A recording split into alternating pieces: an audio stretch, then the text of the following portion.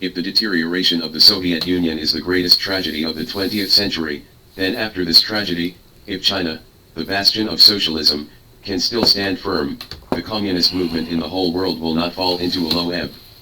I don't want to follow the great changes in the Soviet Union and the East, and the tragedy in China also happened, which made the world communist movement have to go to the bottom. And this second tragedy also started from Deng Xiaoping's theory. It seems that it is not easy to shirk the responsibility of Deng Xiaoping for the crimes he committed to the party, the people, and the society in his later years. Since the TV series Deng Xiaoping at the Turning Point of History, hereinafter referred to as Deng Opera, was broadcast, it has aroused controversy in the two opposing camps throughout the country. In my opinion, this is actually a division of class fronts, a conflict of class interests, and a confrontation between class camps. I am not going to go into the details of Deng's comments here today. I will only talk about the public comments and remarks of the two princesses of the Deng family, Deng Rong and Deng Nan, on China News Network, and talk about my views in terms of words and expressions. Discuss with the two princesses and communicate with fellow netizens. I think the children of the Deng family really lack cultivation and patience in dealing with public opinion. No matter if someone spread rumors about your Deng family or something, as the successors of your father since the reform and opening up, they will not do it. If you don't defend your family and your father, what's the use of you coming forward to refute rumors or explain something? Isn't it counterproductive? Look at the family members of Chairman Mao, and change the words and deeds that have slandered, fabricated, and framed Chairman Mao for more than 30 years. The teacher who conquered the world's enemy camp but benefited the oppressed and exploited people of the world is useless. Do the descendants of the Mao family feel better? When did the descendants of the Mao family speak out for their ancestors? Children of the Deng family, don't you think this is ridiculous, and impetuous? Deng Xiaoping's merits and demerits are not decided by your children, but by the people of the whole country based on facts and conscience. It's superfluous for you to come forward to praise your own family, and its Wangpo selling melons. For example, Deng Rong came forward to refute the rumors, saying, Deng Xuadi is not an American, our family will never take a foreign passport, and our family must be Chinese. Yes, I think the legend may be a misunderstanding. But I think this is a small problem. Whether it is a foreigner or a Chinese, it is a normal person if it does not harm the interests of the Chinese people and the country. Because of such small rumors that you are so serious and active, then I would like to ask the children of the Deng family. In the past 30 years, there have been many rumors of corruption in your family on the domestic internet. I am half believing, but many people believe it is true, so I hate your Deng family very much. Why don't you come forward to explain and refute the rumors? If so, I will only give some examples of some internet legends that I know as follows. One is the legend that in the early 1980s, under the pretense of working for the disabled, Deng Xiaoping established China's largest government-run company, Kanghua Industrial Company, and used his privileges to resell import and export approval documents and a large number of imported steel plates, household appliances, selling state-controlled materials such as oil, coal, cotton fabrics, etc. to make huge profits. Due to the impact of the June 4th student movement, Kanghua was rectified. Is this true or false? This is an event known to the people of the whole country. Why don't you come forward to explain or refute rumors about such a big event? Second, the second son of Deng Xiaoping, who originally studied physics, entered the business world quickly after returning to China in the late 1980s. Appointed as general manager and chief engineer of CITIC Xingyi Company, a subsidiary of CITIC Corporation, one of the 4 major companies in China, and later served as chairman. After Deng Xiaoping's southern tour in 1992, Deng Xiaoping had a greater desire to make a fortune. Relying on his father's prestige, he greedily took over Shanghai Sifang Real Estate Company and Dalian Ligang Real Estate Company, and smoothly expanded his sphere of influence to Hong Kong, which is still under British jurisdiction. Together with Zhou Bifang, the son of Zhou Guanmua, the boss of Beijing Xiaogang Group, and Liu Mumua, a Hong Kong billionaire, he acquired the Kaida Group owned by Hong Kong Toy King Ding Brothers for 580 million Hong Kong dollars. It is also rumored that Deng Xiao became the largest shareholder and chairman of Sifang Group, a listed company in Hong Kong. Sifang Company now not only has a huge business in Shanghai, such as the Western Suburb Garden, which consists of 63 buildings, but also sells land use rights aggressively in nearly 10 large and medium-sized cities such as Beijing, Tianjin, Guangzhou, Shenzhen, Zhuhai, and Dalian. It is also said that Deng Xiaoping accumulated a wealth of $15 billion and took away nearly a quarter of our country's foreign exchange wealth at that time. It is also said that Deng Xiaoping once gambled in Macau and lost 190 million RMB overnight. The gambler He Hua knew that Deng Xiaoping would not owe money, so he hosted Deng Xiaoping for 3 consecutive days. It was not until Zhou Bifang put the money into France and transferred it to his account in Macau that Deng Xiaoping was able to escape and return to Beijing. Whether these are true, why don't you come forward to explain or refute the rumors? Thirdly, according to internet legends, the Deng family not only cultivated 2 sons of proud shopping malls, but also selected 2 sons-in-law with great powers. The first son-in-law is Wu Jiancheng, the husband of the eldest daughter Deng Lin. This son-in-law has controlled China's most profitable industry, China Non-Ferrous Metals Import and Export Corporation, for many years. Absolutely invincible in shopping malls, Wu Jiancheng, because he has controlled all the rare metals in the country for many years and has strong financial resources, has developed a bad habit of spending money like water. Legend has it that once he wanted to learn how to trade stocks, so he ordered his employees to bring more than $4 million westward to Wall Street in the United States, but they lost everything in less than a month. Afterwards, my friends were worried about him, but I didn't expect this prodigal boy to say, "Why are you so nervous? Is Mr. Wu short of money? If you lose, it's bad luck for the country. If you win, I won't lose my share." Wu Jiancheng not only controls the right to buy and sell rare metals in China, but also owns the equity of many listed companies in Hong Kong, such as Jinhui Group, Dongfang Jinyuan, Bailey Dai, etc., with total assets amounting to billions of Hong Kong dollars. The second son-in-law is He Ping, second daughter Deng Rong, also known as Mao Mao's husband. He Ping himself is also the son of a high-ranking cadre, and his father is He Biao, who was also a ministerial-level cadre. He Ping served as the deputy chairman and general manager of the Polytechnology Company in the General Staff Department in 1984 when it was established. Polytechnology was once one of the most powerful comparator companies in China. Its main business is buying and selling arms. The son of Hong Kong tycoon Fa Qingdu was sentenced to imprisonment by a U.S. court for participating in the arms smuggling activities of Polytechnology Company. Whether these are true, why don't you come forward to explain or refute the rumors? Among them, there are even more online legends. Hu Yaobang confessed to Yang Shankin before his death. Yang Shankin said in his diary, Yaobang said that the Zidane Democracy Wall was built at the instigation of Deng Xiaoping, and the purpose was to discredit Hua Qiaobang and make Deng Xiaoping he came to power, but unexpectedly, after Deng Xiaoping came to power, he sealed off the democracy wall and put Wei Jingshen in prison. Hu Yaobang also told Yang Shankin that the April 5 incident in 1976 was also encouraged by Deng Xiaoping. Yaobang also revealed a major event to Yang Shankin, saying that this was the most shameful thing he had ever seen, and he would be sorry for not telling it. In April 1980, we used the excuse of cleaning up the 3 kinds of people to arrest the Beijing police. 24 cadres at departmental levels tricked them into Dali, Yunnan, and executed them secretly. At that time, Wang Zhen was also sent to the scene to watch. Yang Shankin asked Hu why they were executed secretly and what crimes did they commit. Hu Yaobang said that they had the evidence that Deng Xiaoping and I were behind the scenes of the April 5 incident in 1976. In addition, some people also have evidence that Deng Rong and other members of the high-level cadre linkage were the murderers who killed Bian's Hong Gaun, the vice principal of the girls' middle school affiliated to Beijing Normal University on August 5, 1966. Of course, there are still people who have evidence that the gang members killed a large number of so-called 5 black people in Daxing County, Beijing in August 1966. Are these claims in Yang Shankin's diary true? Why don't you come forward to explain or refute the rumors?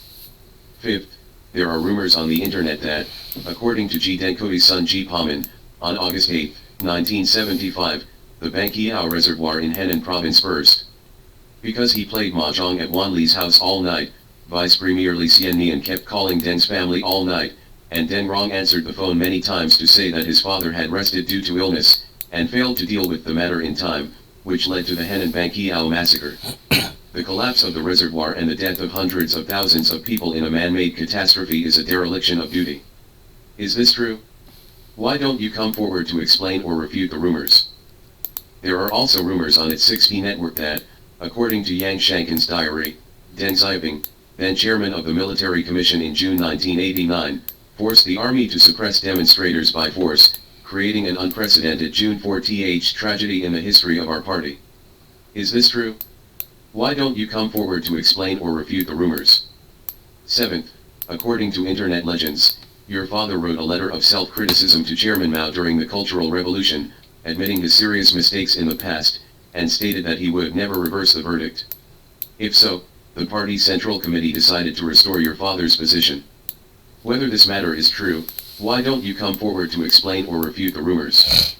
It is also rumored on the 8P network that when Hua Qiaobeng was in power, your father wrote a letter praising Hua Qiaobeng and pledged his allegiance to Hua Qiaobeng. Is this true? Why don't you come forward to explain or refute the rumors? There are still many online transmissions, so I won't repeat them here. As far as the legends known to us ordinary people are true or false, rumors, in terms of time, scope, public knowledge, and especially serious nature, they far exceed the rumor about Deng Xiaoping. As far as I am a grassroots citizen, in fact, whether the so-called fiction or exaggeration of certain plots accused of Deng Zhu recently, these are not the leading reasons, or the root causes. And the legends I pointed out above are the essential things that damage your father. If you have the ability or courage, use the state media to publicly explain or refute rumors. If you can clarify or refute the rumors above, then even if the so-called fictional plots in Deng opera are true, it doesn't matter, because in our country, over the past 30 years of reform and opening up, the citizens have I am used to and can tolerate all falsehoods, and it doesn't matter if I add some falsehoods in some plots of Deng opera. Let me cite a few words from the two princesses of the Deng family to express my opinion. In the article Deng Nan recalls Deng Xiaoping, my father attaches great importance to family. Deng Nan said, father attaches great importance to family. This sentence makes a lot of sense. Because, from a private point of view, the word especially important here is the best explanation for the legends mentioned above. Therefore, if you don't explain or refute the previous internet legends, then your father is sacrificing the interests of the party and the people for the specially important family self-interest. This aspect is in stark contrast to Chairman Mao's family. Deng Rong recalled, my father told us that if the Best Grandpa Award and the Best Grandpa Award are selected in the world, then I should be elected. He is proud of being a good grandpa from the bottom of his heart. Yeah. Then look at Deng's grandson getting those big traditional honors. In the article Deng Xiaoping's daughter Deng Rong comes out to refute rumors, Deng Xiaoping is not an American, there is such a sentence Deng Xiaoping in Deng Xiaoping's eyes, Grandpa's greatest influence on me is bridge. Well said, it turns out that the biggest benefit Deng Xiaoping got from his grandfather was nothing more than playing bridge. This is the continuation of the tradition of the descendants of the Deng family playing bridge is the most important. If it is true that he inherited his predecessors in this way, and if Deng Xiaoping also became the supreme leader of the country in the future, and if he encountered an incident like the one in the legend of Ji Dengkui's son Ji Pamin, wouldn't it be a catastrophe due to playing with things and losing his mind? This is the highlight of the grandpa being proud of his grandson. In the article Deng Xiaoping's daughter Deng Rong comes out to refute rumors, Deng Xiaoping is not an American. Deng Rong said that his father was a simple and real person, but his love for his children was not because he didn't ask for them. All contribute to the country. So, I still want to ask, if the previous legends are true, is your father a plain and true man? Do you children contribute to the country like that when you come back from abroad? Is that what your father asked of you? In the article Deng Nan recalls Deng Xiaoping, my father attached great importance to family. Deng Nan said, my father commanded thousands of troops. I think this sentence is a bit exaggerated. It would be more appropriate to say that your father participated in certain battles where he commanded thousands of troops. As far as your father is concerned, the Battle of Weihai was the largest battle with thousands of troops and horses that he had personally experienced, but the Battle of Weihai was not a battle that your father played a decisive role in commanding. According to the war history of the Chinese Communist Party that I know, from the Battle of East China to the Battle of Weihai, the most important strategic battles and even the deployment arrangements for some important battles were General Su Yu, and Chairman Mao did not modify the military plan. This point, according to internet legends, General Yang Jinghui wrote an article to clarify. It really doesn't matter that your father plays the main command role. In the article Deng Nan recalls Deng Xiaoping, my father attached great importance to family. Deng Nan said, The most famous one is 3 falls and 3 rises. The stronger the frustration, the stronger the pressure. Every time I am knocked down, I stand up again, and I am more brilliant than before. In my opinion, these words are also exaggerated. If it is said that 3 falls and 3 rises, then the more frustrated he became, the more pressure he became stronger. He fell down again and again, stood up again, and was more brilliant than before.